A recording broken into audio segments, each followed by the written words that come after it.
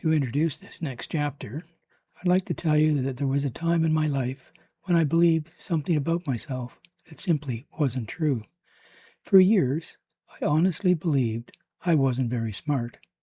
Looking back now, I realize how dangerous that belief can be, because when we convince ourselves we're incapable of something, we often stop trying. This chapter is about how one person asked a different question and changed the direction of my life.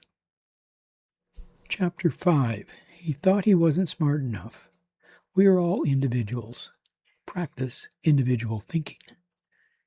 Never let someone else's way of learning convince you that you're incapable of learning. Athletic success, academic failure. Academically, I struggled throughout school. I never really understood why. The difficulties appeared early. In grade 7, I failed to meet the academic standard and had to repeat the year. I eventually made it to high school at 15, but the struggle continued. I changed programs several times, hoping that something would click. Nothing did.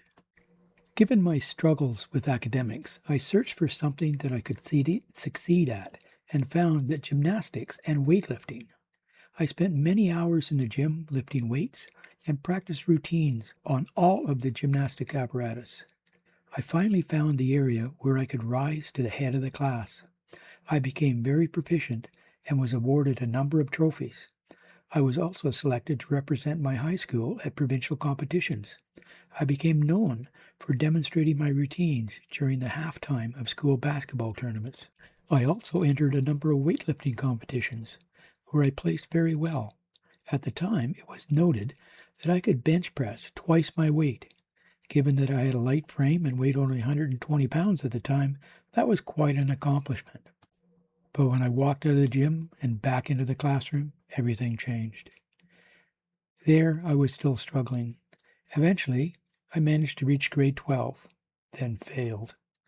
At that point, I had a decision to make. I could return and try grade 12 again, or I could look for another path. I chose another path. I joined the Navy. I see we've come to another Krampus signpost. This one reads, "Don't let one measure of success determine what you believe about yourself." Discovering that I learned differently. When I joined the Navy, I chose the trade of fire control technician, which was an electronics trade with the job of maintaining an X-band radar tracking system and an analog computing system used to calculate lead angles of the gun. To acquire the knowledge and skills necessary for this trade, there was a long academic period as well as hands-on training. And once again, I struggled with academics and was not doing well. While on course, I spent time chatting with a particular instructor who had also excelled in gymnastics. Once again, my propensity to build relationships saved the day. When he noticed that I was struggling with electronics theory, he saw that this was inconsistent with the intellect he witnessed in our many conversations. Rather than assuming I lacked the ability, he wondered whether something else was going on. He recommended that I undergo a psychological assessment. That recommendation would change the direction of my life. I was given a number of tests to complete over several days. I then met with a psychologist who explained the results of those tests. What he told me surprised me. For years, I had interpreted my academic failures in the simplest possible way. I thought I wasn't smart enough. The psychologist gave me a very different explanation. That is, I just learned differently from other folks. He didn't really put a name to it, but he gave me a formula which I followed for many years. He told me that I just had to change how I studied. Instead of learning from books like most people, I needed to learn through videos, pictures, and discussion. As a result, I focused on discussing electronics theory with my classmates. This seemed to be working, since I no longer failed the weekly tests, and I moved from the bottom of the class to somewhere in the middle. I graduated from this challenging electronics theory course, which would not have happened without that visit to the Navy psychologist. My ability hadn't suddenly changed. What changed was the way I learned. I see we've come to another Grandpa's signpost. This one says, don't confuse struggling with one method with being incapable of learning. I see in the printed book we've come to a little rabbit holding a sign. The sign says, work around your limitations. Underneath, it says, God didn't make any of us perfect. Every person faces challenges, and many of us are born with limitations, whether it's a learning disability, a physical obstacle, or something else that makes life a little bit harder. Don't let your limitations define you. Instead, let them develop your determination, creativity, and resilience. Some of life's greatest strengths are born from the obstacles we overcome. The path around a roadblock often teaches us more than the easy road ever could. Look at your limitations as opportunities. Now let's take a minute to reflect on this chapter.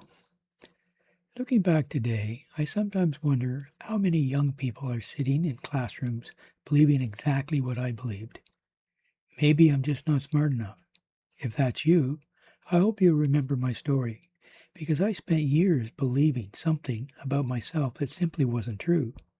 One caring instructor, who knew me well enough to ask a better question, changed the direction of my life. Never underestimate what one person can do, simply by believing in someone else. This brings us to another letter to Marlies. Dear Marlies, for years I believed I wasn't very smart. My school marks seemed to prove it. I had repeated a grade, struggled through high school, and eventually left without graduating.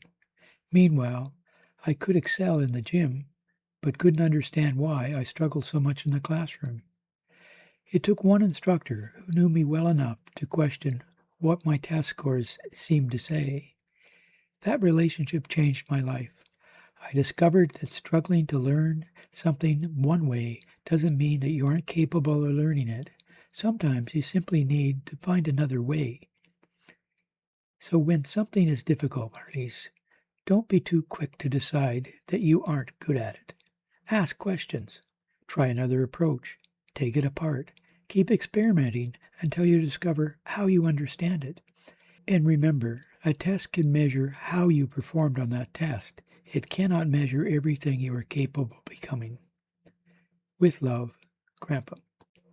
In the next chapter, I'll tell you about another turning point in my life, a time when one door appeared closed, only to reveal another path I had never imagined.